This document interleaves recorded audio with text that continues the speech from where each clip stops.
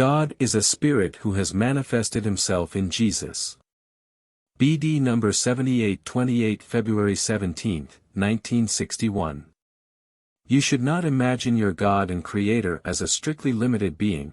You should not try to associate him with a form, for then your idea would always be wrong, because something defined can never correspond to my nature, which is utterly perfect, thus infinite. For I am a spirit who fills and permeates everything. In my nature I will be eternally unfathomable for my living creations, for although my living creations were externalized by me in supreme perfection, they are nevertheless only sparks of love, emanated by the fire of my eternal love and externalized as individual beings who, however, would be unable to behold the eternal source of light and strength if I showed myself to them in my full abundance of brilliance, since they would perish if they faced the radiating light. Yet you need not visualize me in any other way than as the divine Redeemer Jesus Christ. In him I became the visible God for you, in him the eternal, infinite Spirit has manifested itself, in him you see me and are able to behold him face to face. Thus I gave myself a form for you, whom I had externalized from my love and my strength as my living creations. The eternal Spirit who fills all of infinity permeated this form with light and became a visible God for you.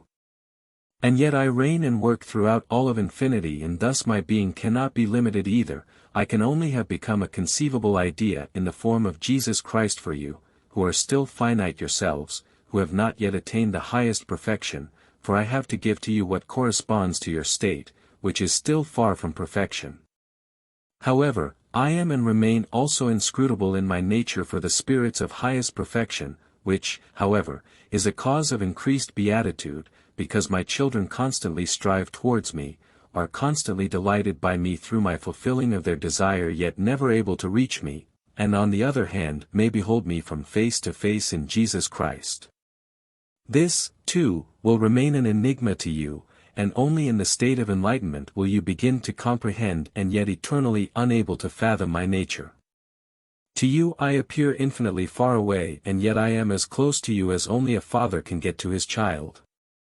But this awareness makes you immensely happy, and your love for me increases constantly and is also the cause of bliss, because it always meets with fulfillment.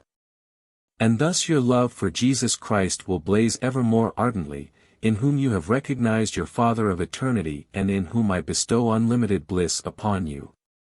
For in him I am now able to be close to my children, even though I am not bound to the form, even though I fill all of infinity with my light and my strength, with my being, which is and remains inscrutable.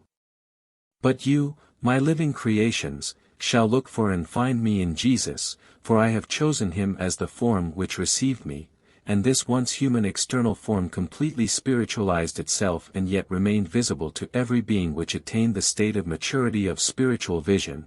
Thus you see my eternal Spirit when you see Jesus, for he and I are one. You see the Father when you see Jesus, because I wanted to be visible to you, my created beings, in order to gain all your love. Yet you will never be able to behold me in my infinite abundance of strength and light without ceasing to exist. But I want to be able to create and work with my children and thus also reveal myself to them in order to heighten their beatitude. And I want to experience their love myself, and therefore will always be close to my children. Amen.